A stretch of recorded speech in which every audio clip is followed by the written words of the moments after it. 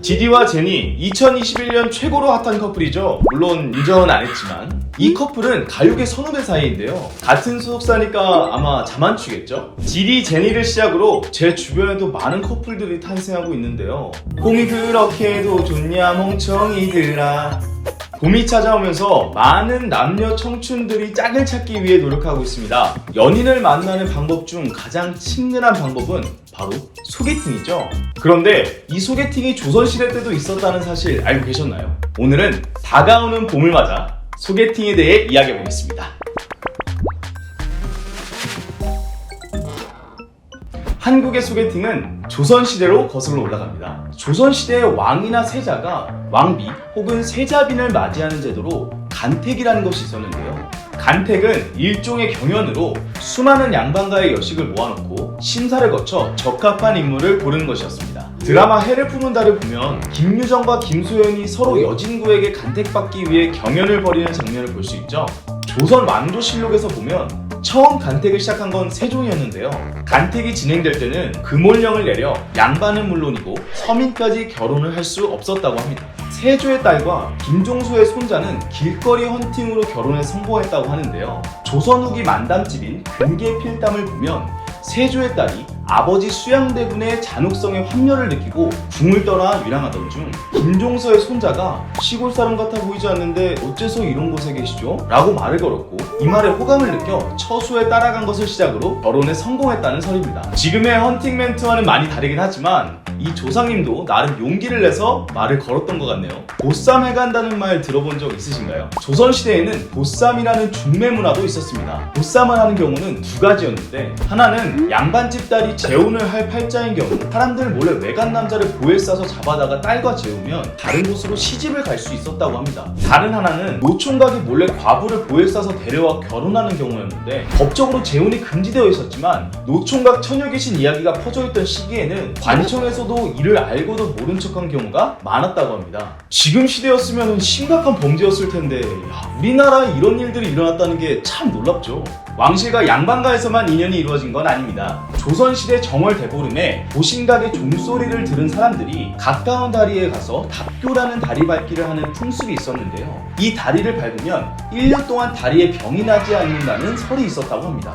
그런데 이 풍습이 사실은 젊은 남녀가 연인을 만나는 명분이었다고 하는데요. 여기서 다리를 밟으며 많은 연인이 탄생했다고 하네요. 또 다른 만남의 장소는 바로 탑이었는데요. 젊은이들이 석가탄신일을 맞아 탑 주위를 돌면서 소원을 비는 탑돌이가 만남의 장소가 되기도 했습니다. 보름달이 뜨면 처녀 총각들이 밤새워 탑을 돌다가 3번 눈이 맞으면 숲으로 들어가 사랑을 나눴다고 하는데요. 조선시대에는 원각사의 탑돌이가 풍기가 무난하다며 산소가 빗발칠 정도였다고 합니다. 춘향전에 이몽룡과 성춘향이 단오 때 처음 만났다는 것을 보면 명절이나 마을 행사 등에 주로 만남이 이루어진 것을 알 수 있습니다.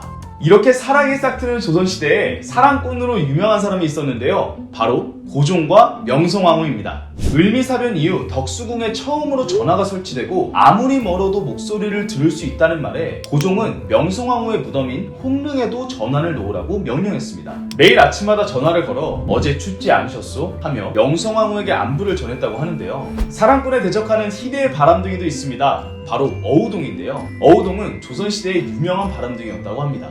2014년에는 어우동을 주인공으로 한 영화도 개봉했죠. 성종실록에 따르면 태강수의 아내였던 어우동이 당시 왕실의 종친들과 간통하여 사회적으로 무리를 일으켰다고 기록하고 있는데요. 집에 찾아오는 손님은 물론 종을 불러 거리에 나가서 남자를 데려오라고 명령하기까지 했다고 합니다. 조정에서 이를 알고 종친들을 고문하거나 먼 곳으로 귀양까지 보냈다고 하는데요. 죄명이 확실하지 않아 처벌을 받지 않은 사람만 해도 수십 명이었다는 기록에서 당시 어우동 스캔들의 파문이 매우 컸음을 알 수 있습니다.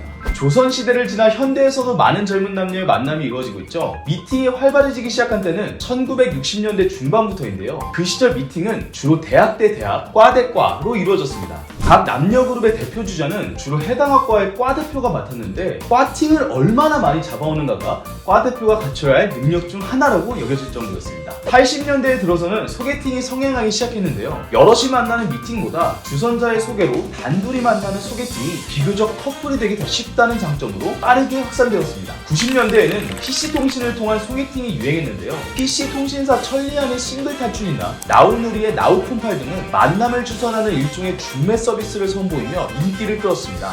2000년대에는 결혼정보회사를 이용한 만남이 많아졌습니다. 결혼정보회사 업계 1위인 듀오가 국내 최초로 매칭 시스템을 선보이는 등 중매 문화가 새롭게 변화되기 시작했습니다. 최근에는 스마트폰과 소셜 SNS가 발달하면서 소개팅 어플리케이션까지 함께 성장했는데요. 코로나 이후 소개팅 어플 사용량이 더욱 증가하고 있습니다. 구글 플레이 스토어에서 소개팅 앱을 검색했을 때 관련된 앱이 약 300개에 이를 정도로 활성화되고 있고, 세계적으로 인기 있는 데이팅 앱인 틴더는 2019년 3분기 전 세계인이 가장 많은 돈을 지출한 앱으로 뽑히기도 했습니다. 그런데 유럽에서는 이 소개팅 문화가 없다는 사실 알고 계셨나요? 유럽에서는 소개팅은 생소한 문화로 보통 자연스러운 만남을 추구한다고 합니다. 이탈리아에서 온 방송인 알베르토는 이 소개팅 문화를 하루빨리 이탈리아에 도입해야 한다며 이탈리아 남자들이라면 하루에 2개씩 소개팅을 잡을 거라는 말도 했죠. 그렇다면 해외에서는 어떤 방식으로 연애를 하고 있을까요? 이탈리아 남자들은 예쁜 여자에게 관심을 보이는 것을 상대방에 대한 예의라고 생각한다고 하는데요. 하루에도 수차례 시적인 멘트와 키스 세례를 퍼붓는다고 합니다. 인기 있는 드라마